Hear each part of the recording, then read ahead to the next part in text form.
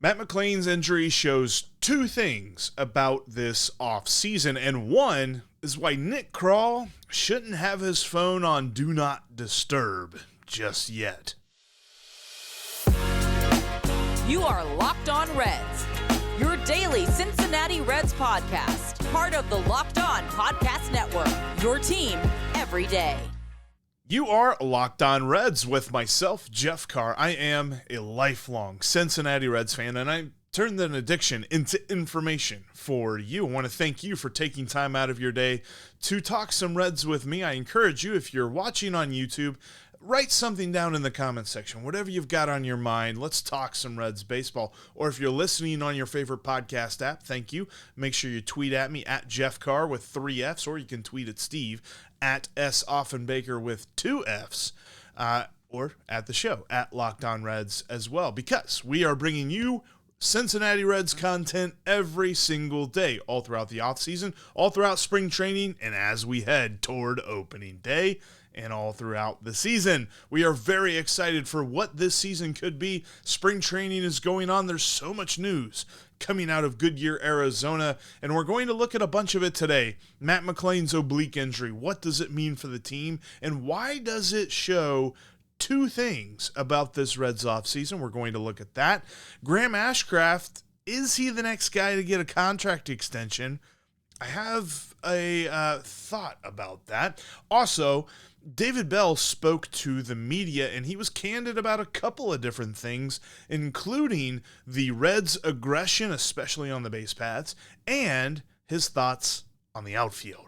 Something that we've talked about a lot this offseason as being a big need for the Reds. Before we get into all of that, I wanted to remind you today's episode is brought to you by FanDuel. You can make every moment more by going to FanDuel.com/lockedon, and new users with a winning $5 bet can get $150 in bonus bets back. That's FanDuel.com/lockedon.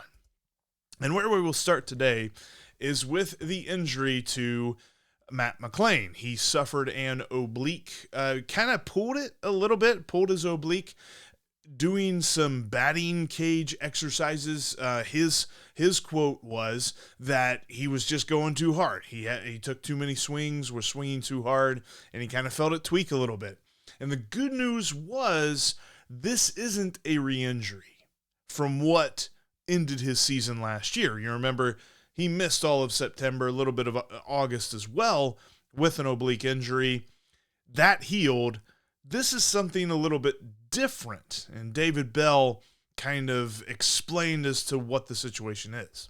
He's not going to do anything for 5 days except get treatment and just let the injury settle down, and just we're not concerned. The MRI he got was just great news, because if it would have shown a re-injury to last season, that would have been really concerning, because he had the whole off season to go to PT and get it 100%. So he's going to be fine, but we just need to be patient for a week. Slightly different area. They didn't see anything on the exam or the MRI, but where he's feeling it is slightly different. It's a little bit lower. And Matt McLain said in a couple of different interviews and things like that he doesn't expect to miss any time in the regular season with this injury. It's just that he's being shut down for now. He will obviously miss the first couple of spring training games and things like that. He's been working all off season to get ready for this year, and so he said that he thought he was just going a little bit hard. But I think this really shows two things. The injury itself may not necessarily be that much of a concern, but it definitely shows that Jeimer Candelario was a good signing. I mean, if you look at where we were whenever the signing was announced, and we immediately thought, well, they got to have a trade. They got too many infielders, right? Well, now it makes a lot of sense. Because if you have a guy that's missing time for an injury, Matt McLain, if the oblique does crop up, Jonathan India has shown plenty of injuries in the past. What if something happens to Ellie, CES, Marte, whatever? What if something happens to Candelario? The Reds have plenty of options to replace that player for a short term. And I feel like it's a good thing to have for the Reds. They're showing their depth. This injury is maybe not anything that's going to affect opening day. There's a possibility, and I would caution. I know that, David Bell said this is a different spot in his oblique. It's lower down. It's not the same thing that he hurt last year, but the oblique is showing a little bit of weakness. So the Reds can afford to be cautious with these guys. They don't have to rush them back because they've got depth, because they can replace them for a short period of time. We know what Matt McLain's bat means to this lineup. Him being gone for the last month of 2023 was a huge blow. The Reds really were not good at producing runs in the month of September. You had, a lot of the young rookies really hitting that wall where they're like, wow, this is a long season. And you had some guys hitting slumps, and you didn't have McLain in the lineup to kind of help keep that all together. Now that you have Jeimer Candelario, you add another dart. You add another, keep everything loaded, right? When it comes to this lineup. And I think that is an important piece, and it cannot be understated what Jeimer Candelario means. If you've got a rookie that's struggling, if you got somebody that's hurt, that's important. There's a second thing, though. I'm not saying that because they added Jeimer Candelario, they don't have to worry anymore. I think this actually shows Nick Krall he should be on the phone right now. He should be talking to Michael A. Taylor. He should be talking to Adam Duvall. Looking for that 26th man. Now, there's a lot of debate as to what that 26th man should look like. Should it be a more defensive guy and, the bat's passable? Or should it be a bat-first guy and the defense is passable? So, whatever. I think the important thing here is the Reds should upgrade on Stuart Fairchild. The more I hear people talk around Reds camp and things like this, kind of feels like Stuart Fairchild actually has the leg up on that 26th spot. We talked about why, the 26th man needs to be able to play center field, needs to be right-handed, things like that. But I think that if you do have an injury like this, now you are talking about, all right, Stuart Fairchild then gets moved up. Then you're talking about either Josh Harrison, Jose Barrera, or Nick Martini being on the opening day roster. The Reds, I feel, have the ability to go out and get somebody else. The free agent list is still chock full of plenty of talent. They don't have to go out and get the top end of that talent because we're not talking about somebody that's going to play every day. Although, could you imagine Cody Bellinger on this lineup? Just for a minute. That'd be a lot of fun. And it would make Chicago Cubs fans mad. That'd be a lot of fun too.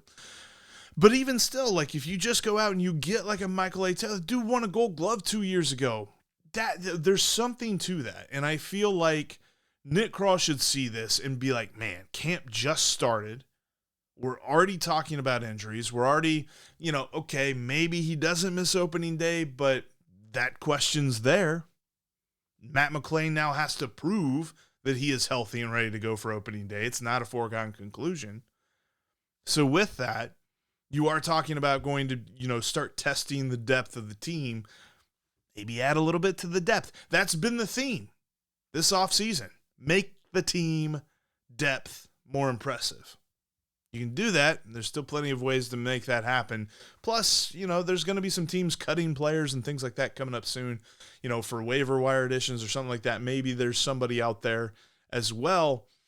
I said it yesterday, and Steve kind of agreed with me, that I don't necessarily think the 26th man is in the organization.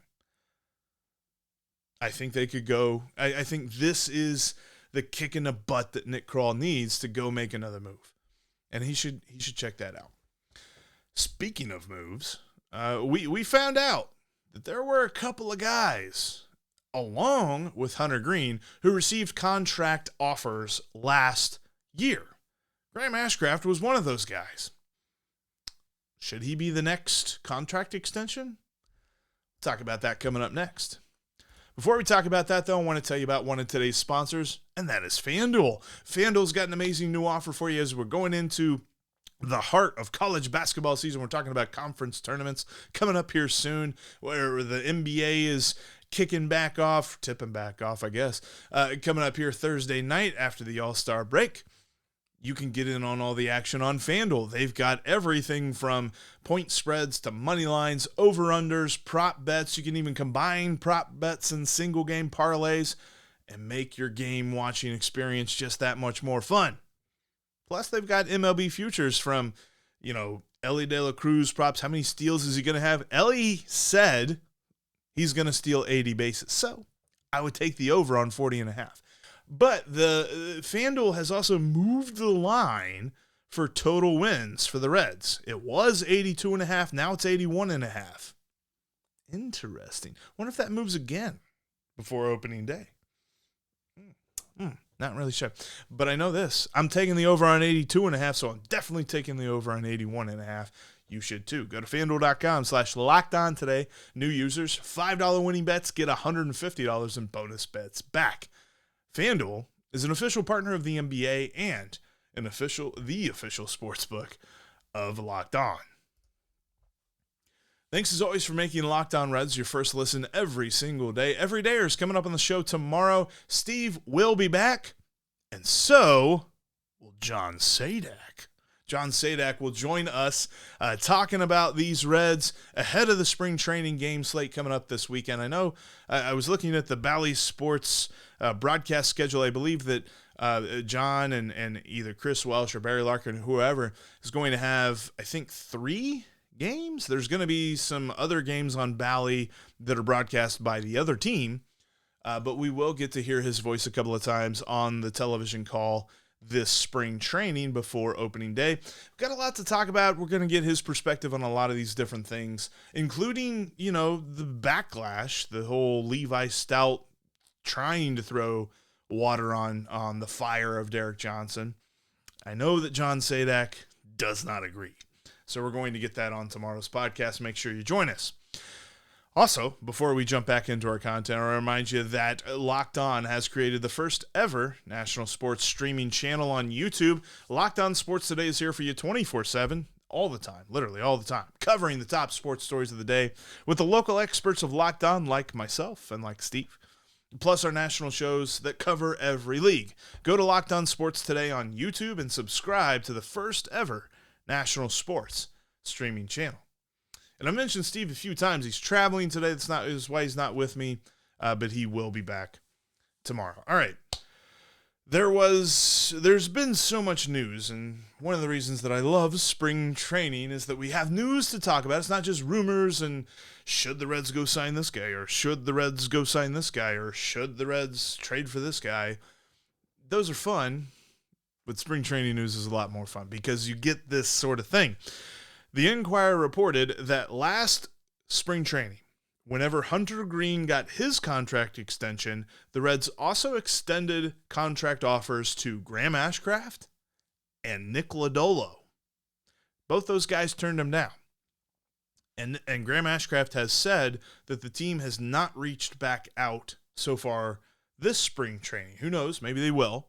Maybe we will hear of contract extensions coming up soon. Nick Krall has expressed his desire to lock up a few more young players. Both of, Graham Ashcraft and Nick Lodolo are not yet into their arbitration years, and I think that the Reds will be smart to jump ahead of that and get a contract extension done.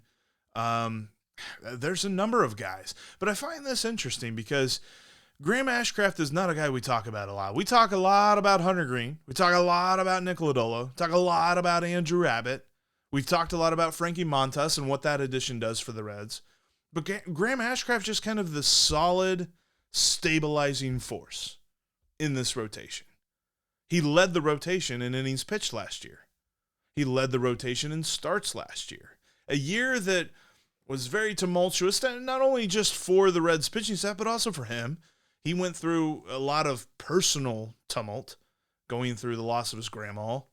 And we remember the crazy, just wild nature that was his first 6 games, where his ERA was close to 2. And then his next I think it was like 8 or 9 games where his ERA was above 10.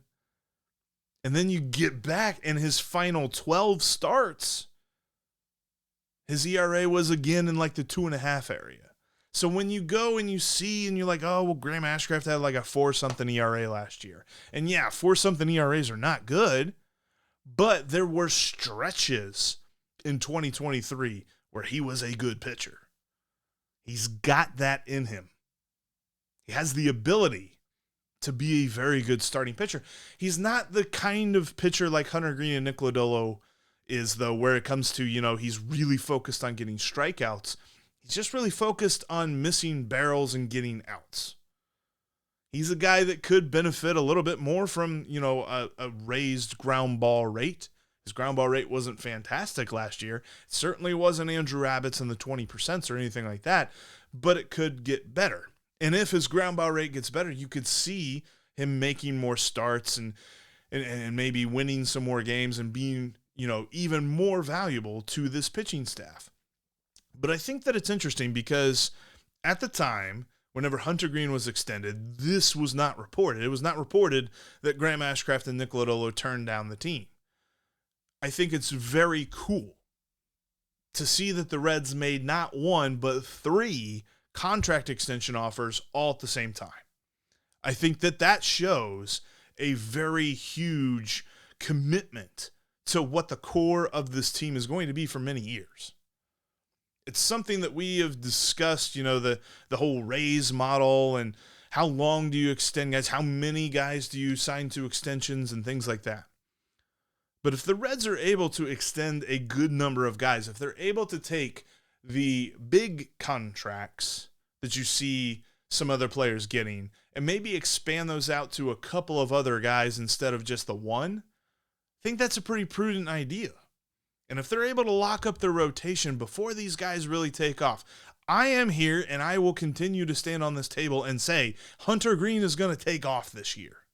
The Reds are going to look like geniuses for the contract extension they gave him last year, getting out ahead of the game and signing him before he blows up.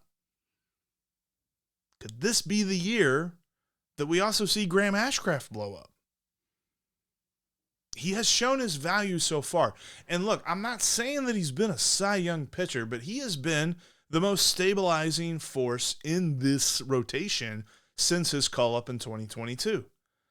Yeah, Nick Lodolo was the best pitcher in 2022, and Andrew Abbott was the best pitcher in 2023. Graham Ashcraft was there all the time. He was there more than Hunter Green. He was there more than Nick Lodolo.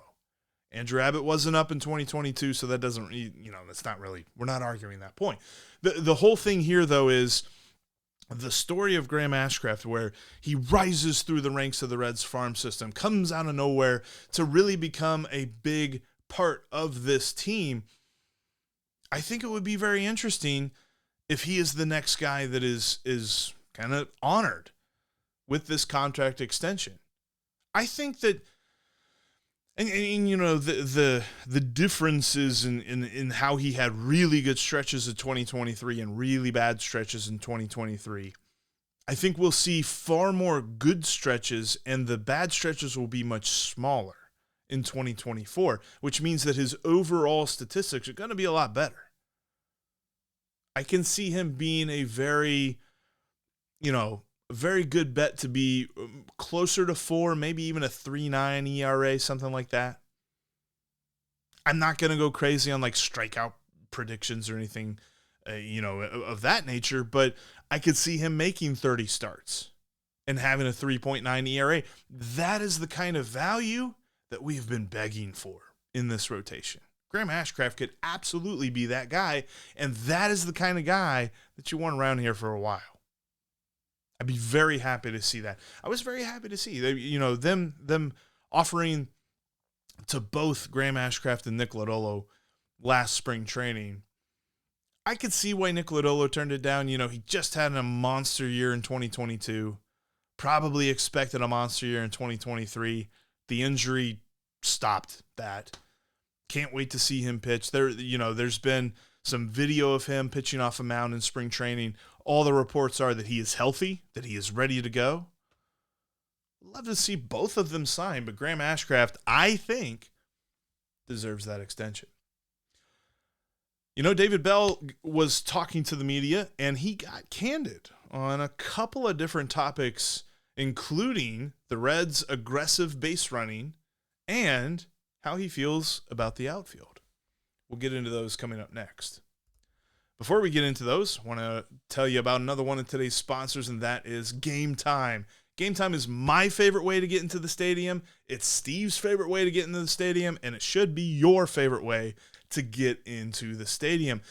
And you can also, I mean, not just Reds games, but Cyclones games. I know Cyclones hockey going on right now. They've got concert tickets. They've got, theater tickets, things like that. Events going on around town. You can get last-second tickets with the lowest price, guaranteed, at Game Time. Download the app today and use the promo code LOCKEDON to save $20 off your first purchase. Now, I wouldn't say go thinking that you're going to get some really cheap tickets to opening day, but you're going to be able to find a little bit cheaper than other sites for opening day. And then once the season gets in, the best way to do it is to go down to the banks, get your parking spot, post up at your favorite watering hole, and then wait for the last minute deals because Game Time's got them.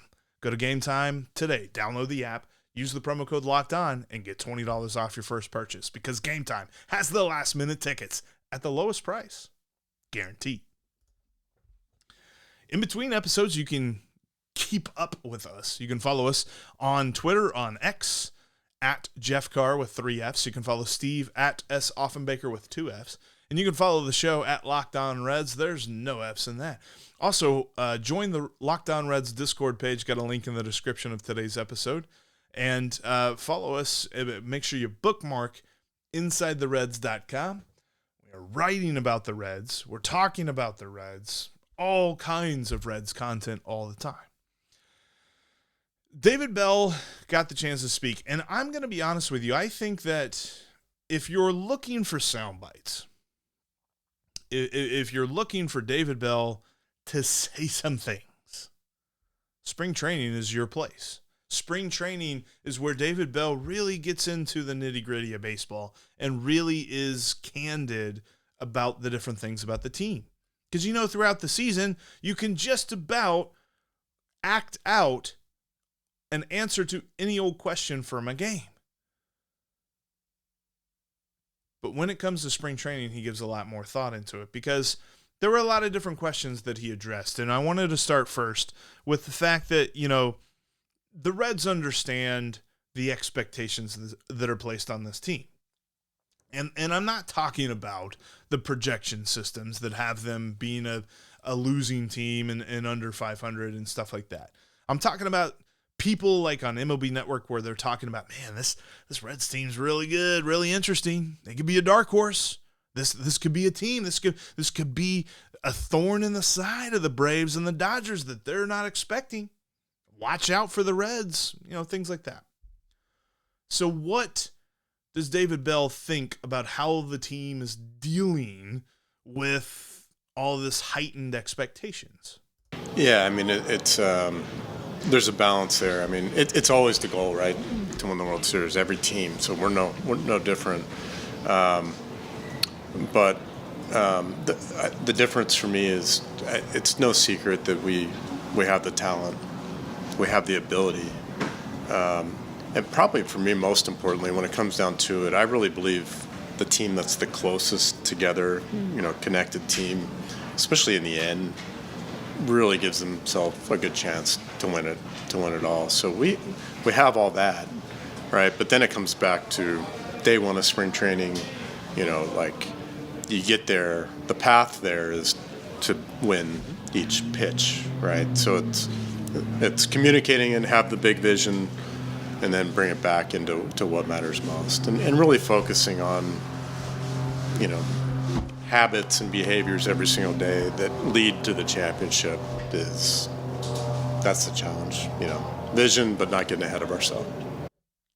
It's kind of funny to me. He talks about winning every pitch. And before I get back to my point with all of this, it just made me think of the whole, and if you missed it, there's a lot of great stuff on social media about this. I think there's an article in the Inquirer as well that Hunter Green was throwing live batting practice to a couple of hitters, and Elly De La Cruz was at the plate. He ended up striking out Elly on a long at bat. I got the chance. They have the whole at bat on social media, but Elly fouled off a couple of pitches, including one that went into the parking lot area where the players park. And one of those foul balls broke the window of Hunter Green's SUV, which I think Hunter Green he's got like a Mercedes or, something like that, a nicer SUV. And of course, Hunter Green, he was just like, so you going to pay for that? And Elly's like, dude, you make more than me. Like, come on. I love that. That just shows the competition and the fun-naturedness of it. I'm sure that behind closed doors, they were just like, yeah, whatever. We'll get it taken care of. But it was a fun little moment there in Reds spring training. But kind of like he said, that the way that the team is approaching spring training, Charlie told us this. If you missed our interview with Charlie Goldsmith last week, I encourage you to go check that out. But Charlie was talking about this, like from day one, players who are showing up to Goodyear and guys who are showing up early to Goodyear, they're not talking about opening day, although they're excited for it. They're not talking about making an all-star team. They're not talking about accolades. They're not talking about, when it comes to, what team they're going to play and all this. They're talking about October. They're talking about making the playoffs. And it's a mentality thing. And it's a togetherness that this team is showing already from day one of spring training that is so important. Just like David Bell said, as the season moves along, you got to have that. Which comes to the point, like this team, they're very young and very fun. And in the last year, they really showed that they're not afraid to take an extra base. They're not afraid to get a little aggressive with it. And, sometimes you might make a mistake with that. And there was, some folks toward the end of last season, not me, some folks, though, that were questioning the aggression, and maybe you dial it back. Maybe you figure out how to become a little bit more conservative. I've always said you just got to be smarter with your aggression, not that you need to stop being as aggressive. I think David Bell did a beautiful job of addressing the aggressiveness. Yeah, nobody likes mistakes. Nobody, likes to make errors or, get thrown out or any of that. We also know, and this is just in my core, like I know to be a good baseball player and a good baseball team, you absolutely cannot be afraid to make mistakes. You have to be incredibly aggressive, especially at this level. So the solution that you're talking about is preparing like crazy, being excellent with your preparation, doing the small things like getting the best lead you can get, knowing the situation, and then making a decision and absolutely trusting it and having zero fear of getting thrown out. And, that's the challenge no matter what you're doing. But it shows up, like on defense, it shows up on the bases. And when you're really tested is when you do get thrown out. And you may even be blamed for losing a game or something when you make what turns out to be the wrong decision. It's our job as members of this team to support that type of preparation and that type of play, no matter what the result is. And over time, you become who you need to be great. Elly is kind of an embodiment. Elly De La Cruz is kind of an embodiment of what this team wants to be. Aggressive on the base paths, taking that extra base, going first to third, going second to home, first to home.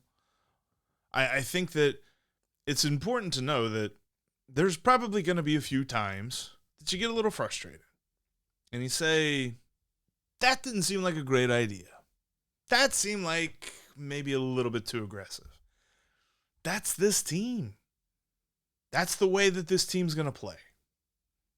And there's going to be some times where it works out. There's going to be some times where guys slide in under the tag.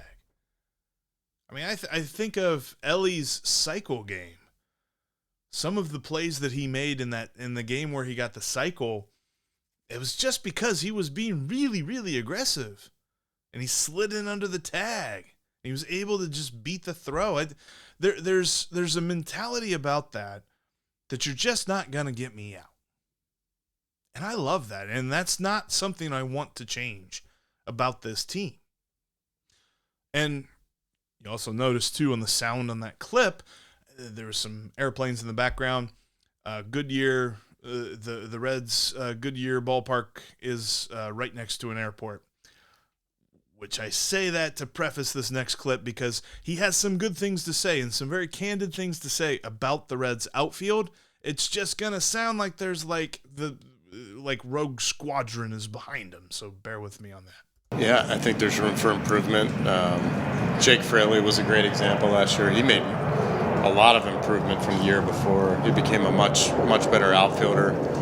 I think Will Benson's kind of along the same path, and he's very committed. Will is very committed to taking his game to the next level. Spencer, I mean, to do what he did out there for the first time in the big leagues playing that position says a lot. So I think he's just at the very beginning of how good he can be. TJ showed how solid he is out there, and Stewart's a good outfielder. So there's room for improvement, and everything is going to matter, and that's an area that we can get better in, but we have the guys going about it the right way. There's room for improvement. He's not lying. There's definitely a lot of talent in the Reds outfield, and I love Will Benson, but we've talked about what he needs to prove this season, why it's not, just a foregone conclusion he's going to show up and play every day and be a 300 hitter with 40 home runs. That's not expecting that.